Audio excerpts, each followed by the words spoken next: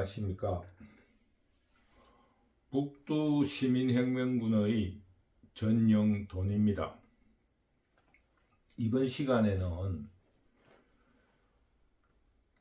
좌파, 우파 혹은 자유우파와 공산좌파들의 전초전이 막 벌어지고 있는데, 지금 현재 예상과 다른 선거전이 펼쳐지고 있습니다. 그에 따라 여론을 우리가 알아보기 위해서 언론이나 유튜브에 나타나고 있는 현상들을 같이 한번 검토해 보고자 합니다. 처음 우리가 예상을 했을 때는 공산좌파가 탄핵 수준까지 200석 정도를 고민할 정도로 자신만만하게 출발을 했습니다. 그 이유는 얼마 전에 있었던 지방선거의 보궐 강서구청장 선거에서 자유우파가 약 한 27% 정도의 차이로 참패를 하고 말았습니다. 더구나 그 지역구는 자유우파가 가지고 있는 구청장이 자유우파가 가지고 있었는데, 그 자유우파의 선거법 위반인가 혹은 여러 가지 절차에 의해서 그 직위가 해제되어 보궐선거가 이루어진 것이라 자유우파의 승리를 할 수 있을 것이라 하는 막연한 기대가 있던 곳이었기 때문에 27%라는 큰 차이는 굉장히 큰 충격으로 다가왔습니다. 그래서 거기서 자유우파는 굉장한 상실감을 얻었고, 공산좌파는 굉장히 자신감을 얻은 선거였기 때문입니다. 따라서 그 선거 결과로 인하여 자유우파는 상실감, 잘못하면은 지금 현재 110석 정도도 차지 못할 수 있다라는 엄청난 충격을 가져왔고, 공산좌파는 탄핵까지 가능하다는 자신감을 보인 것입니다. 그런데 그런 이유로 인해서 자유우파는 비상대책위원회를 꾸리고 법무부 장관이었던 한동훈을 비상대책위원장으로 내세웠습니다.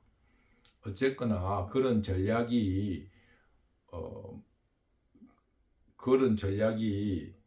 국민들에게 인정이 되어 자유우파가 굉장히 선전을 하게 되었습니다. 그래서 200석이 아니라 지금 150석의 과반수를 서로 점할 수 있다라는 아주 각축전이 벌어지게 되었습니다. 그러니 자유우파든 공산좌파든 모두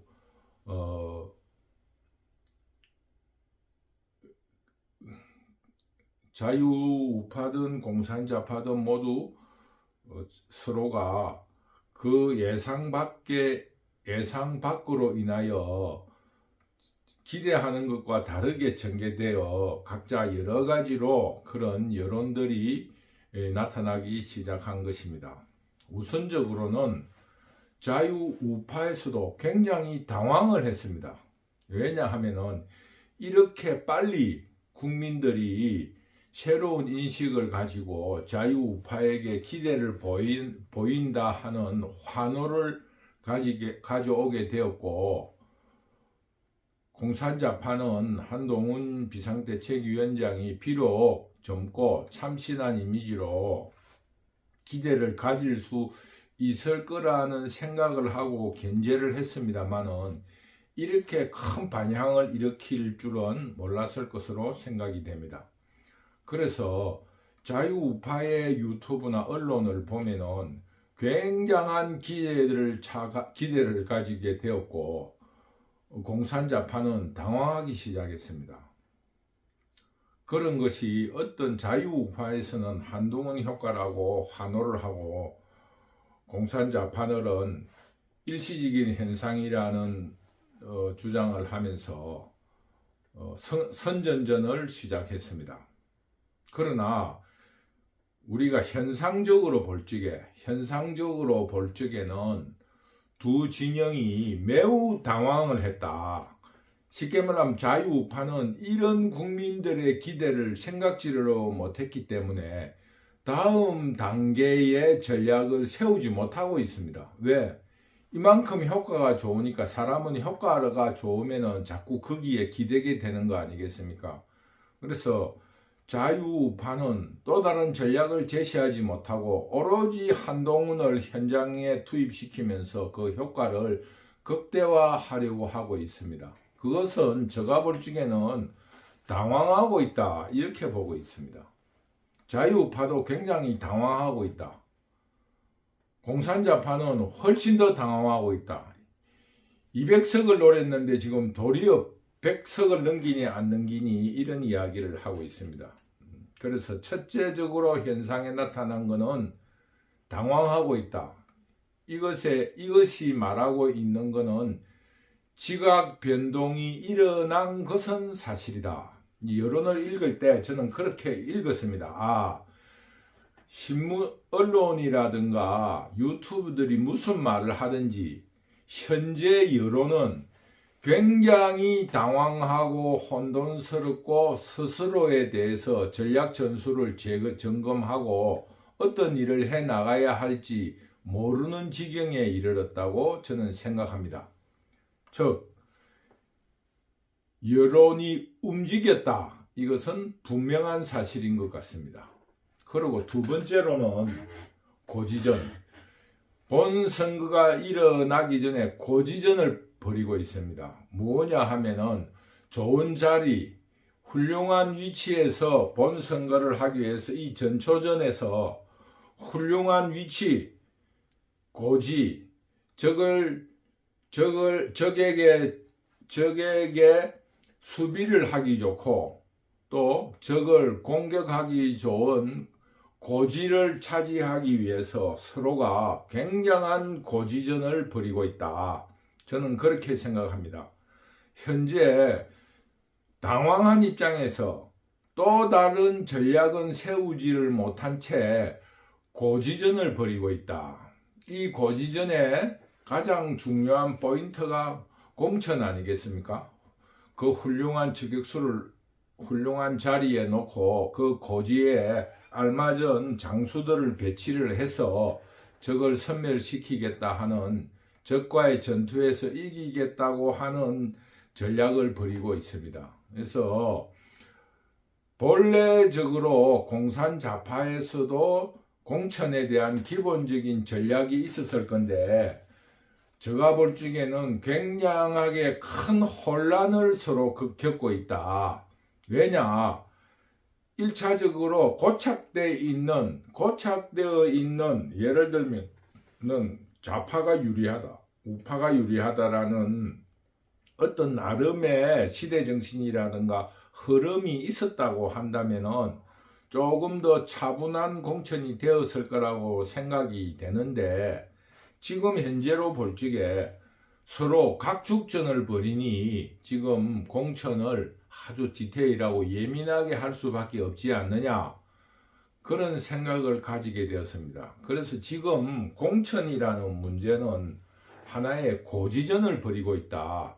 좀 더 훌륭한 자리에서 선전을 하고 포를 쏘고 또 보병전술을 펼치려고 하는 고지전에 몰입하고 있다.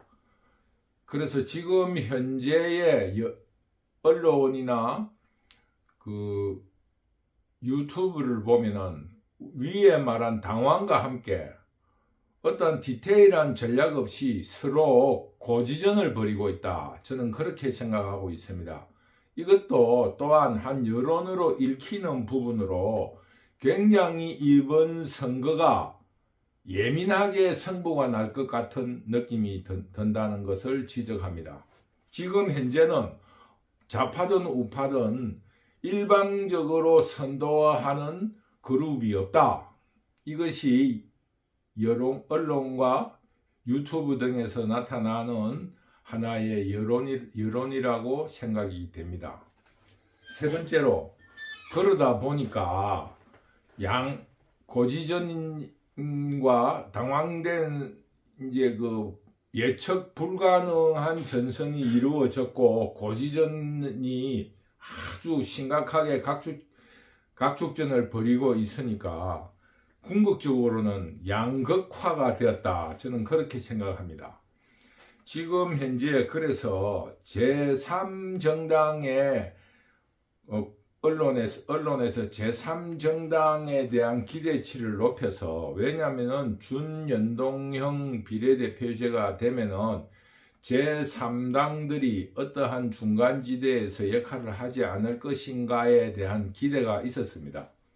그러나 제가 볼 적에는 이런 당혹감과 그 진지전에 혼란이 있으니까 결국에는 양당제의 특징인 양극화가 극심하게 이루어졌습니다.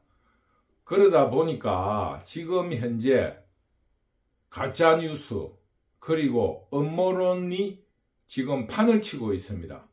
예를 들면은 김건희 여사의 어떤 뇌물,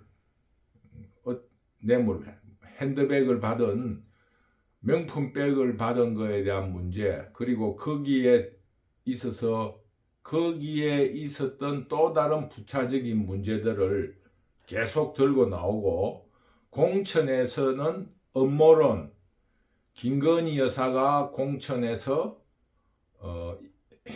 공천에 영향력을 미쳤다, 혹은 친명 비명과 싸운다.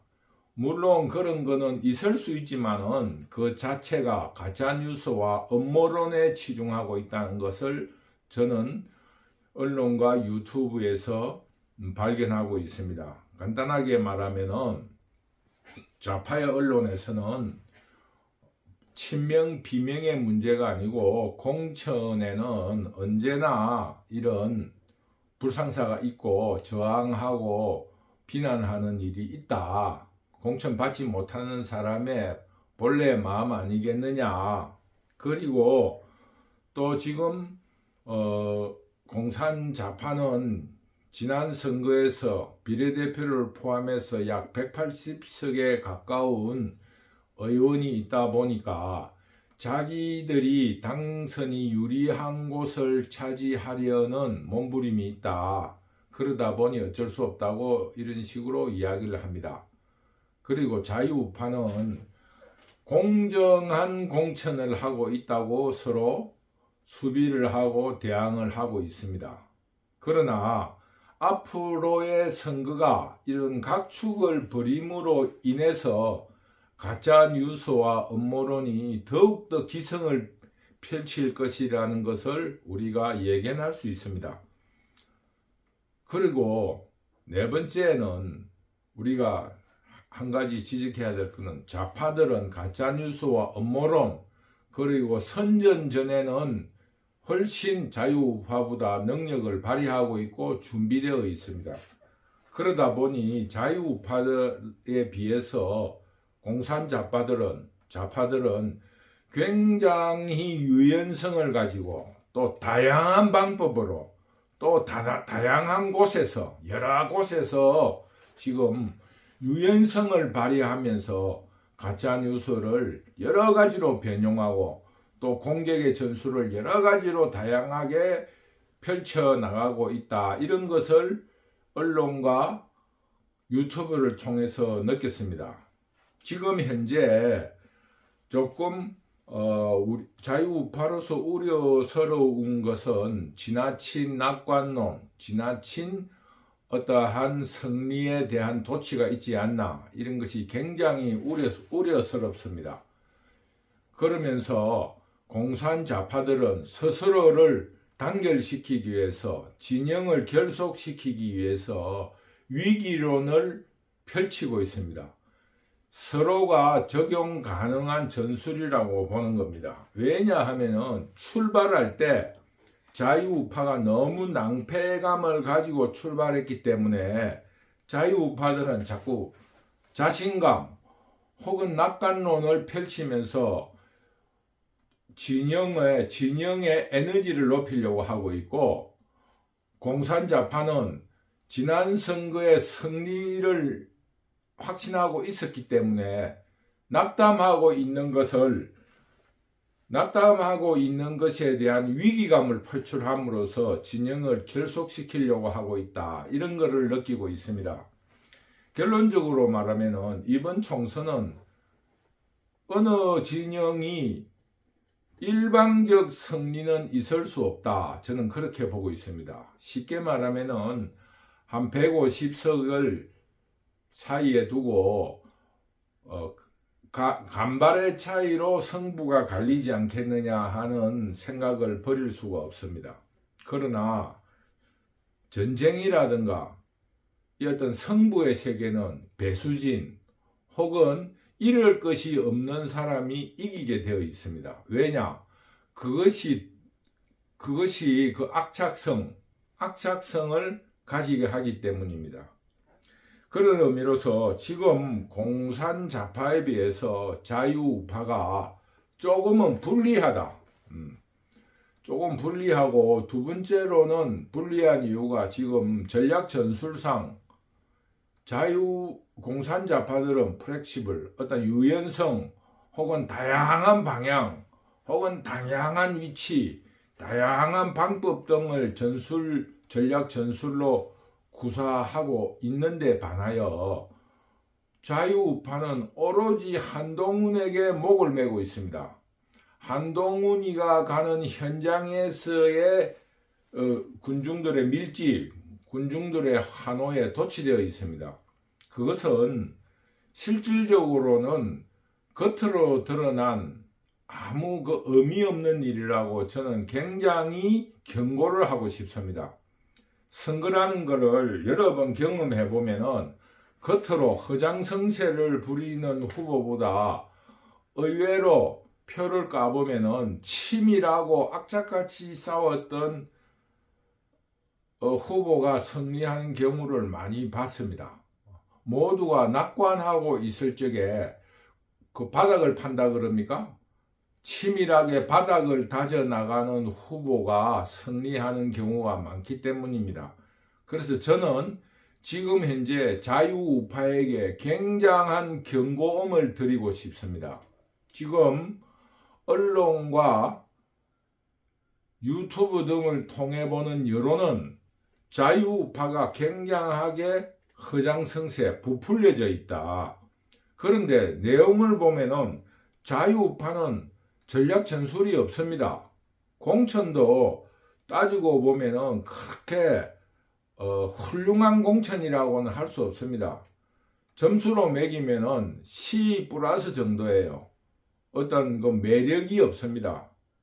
낙제는 아니지만은, 그러나 그 위험 변수를 가지고 있지 않습니다. 성부에는 위험 변수를 투자에도 그렇지만은 위험에 대한 책임도 져야 되지만은 위험에 대한 반대급부도 우리가 생각해야 되기 때문에 자유우파는 첫째, 유연하지 못하고 다양하지 못한 한동훈에게 매달려 있다. 그리고 이런 허장성세에 도취되어 있다. 지금이라도 빨리 바닥을 다지고 그 전략 전술에 대한 다양한 형태의 유연성을 보여야 됩니다. 지금 한동훈에만 매달려 있다면은 한동훈이가 자빠진다든가 한동훈이가 궁지에 몰리면은 자유우파는 또다시 참패할 수 있습니다. 지금 현재 흥분하지 말고 차분히 바닥을 다지는 실질적인 선거운동에 대해서 고민하고 그 전략 전술을 실전적이고 실질적이고 표와 연결되는 활동을 강화해야 된다. 저는 그것을 지적하고 싶습니다. 지금 공천에 있어서도 공산 좌파들은 어떤 방식을 하느냐, 위험을 안으려고 합니다. 위험을 안으면서 거기에 대한 반대급부를 높이고 있습니다. 그러면서 충성심을 강요하고 있습니다. 아부라 할까 이런 한마디의 말에도 보상을 딱딱 해주고 있습니다. 지금 자유우파는 위기감을 느껴야 된다. 이런 것을 지적했습니다. 특히 공산좌파는 전략 전술적으로 공산좌파들은 자유우파들이 욕을 하든지 말든지 충성을 한 사람들에게 공천을 주고 보답을 하고 있습니다. 그 말은 무엇이냐? 혹 공천이 안 되더라도 지금 중진은 아니지만 신진들이 충성을 다하면은 반드시 반대급부가 있다라는 것을 지금 실질적으로 보여주고 있는 전략 전술을 쓰고 있습니다. 자유우파 여러분, 지금 환호에 손뼉치고 환호에 만세를 부를 때가 아니라는 것을 다시 한번 지적합니다. 실질적이고 표와 연결되는 바닥 다지기에 대한 전략 전술을 찾아내고 그것을 실천해 나가야 된다는 것을 간곡히 부탁드립니다. 오늘은 언론과 유튜브에서 드러난 여론을 분석해 볼 때 자유우파가 그렇게 손뼉만 치고 있을 때가 아니라는 것을 지적하면서 오늘의 강의를 마치도록 하겠습니다. 감사합니다.